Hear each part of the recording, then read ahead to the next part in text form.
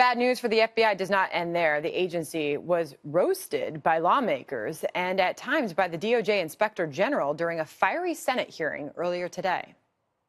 There is a serious problem with the culture at FBI headquarters. There just seemed to be a culture of impunity where the rules did not apply. I can't believe that this happened to my FBI.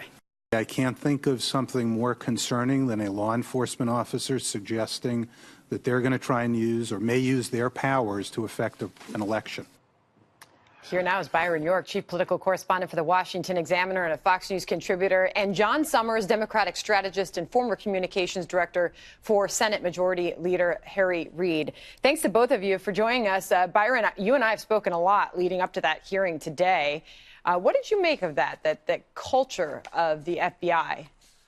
Well, you had Republicans making their case that the Horowitz report showed extensive evidence of bias. You were just discussing that with Congressman Ratcliffe. You had Democrats kind of clinging to the conclusion that Michael Horowitz did say that he had not seen any documentary or testimonial evidence of bias in the specific decision whether or not to prosecute Hillary Clinton. But basically Horowitz did say, look, there was tons and tons of bias here, and Republicans took it from there.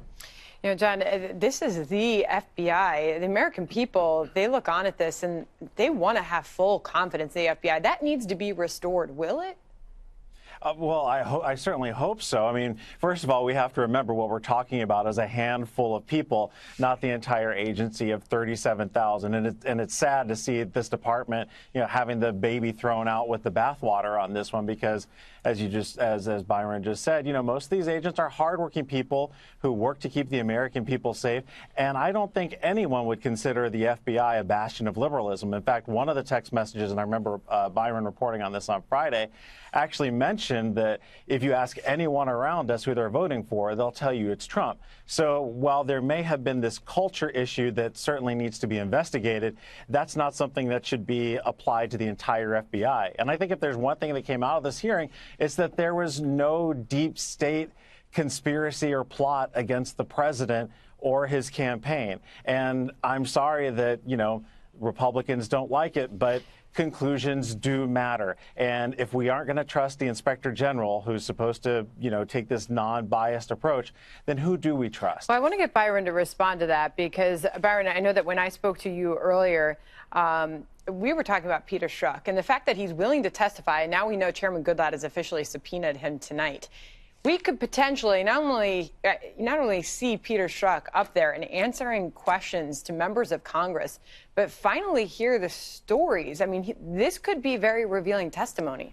Exactly. First, on the issue of it being a handful of people involved, Senator Hatch addressed that today and said, well, yeah, maybe there was a handful of people. Unfortunately, they included the director of the FBI, the deputy director of the FBI, the lead investigator on both the Clinton and the Trump investigation. So they were a really, really important handful. Now, on this testimony of Peter Strzok, and lawmakers have been trying for months to get this to happen, I think that there's going to be a lot more than just bias questions about Peter Strzok. Remember, Strzok actually led the Trump-Russia investigation when it was in the FBI from the summer of 2016, in the middle of the campaign, all the way to May 2017, when he joins the Mueller investigation and then stays there until the end of July of 2017. So I think some lawmakers are going to say, look, we know you don't like Trump. We got that.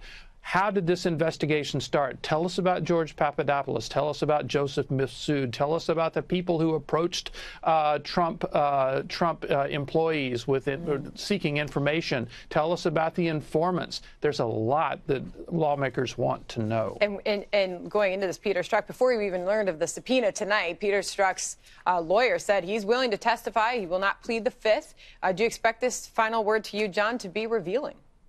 Well, I certainly hope one of the first things he does when he gets up there is provide an explanation to the American people and an apology for what he has done and for casting a shadow on the FBI. But the reality is, you know, you can talk about bias and what led up to the investigation starting, but at the end of the day, Robert Mueller, who's respected by people on both sides of the aisle, or at least was up until this point, when the president has been trashing him on Twitter and in other places, we have to trust that he's doing the right thing here. And at the end of the day, evidence matters. And let's not lose sight of the fact that 13 Russians were indicted as a result of this process. So this investigation matters. It's important, and we should let it go on. And I think that evidence is what the Inspector General talked about today. He saw the bias in the text, but he had no evidence that played out in the decision-making of the investigation. That's right. John and Byron, thank you to both of you.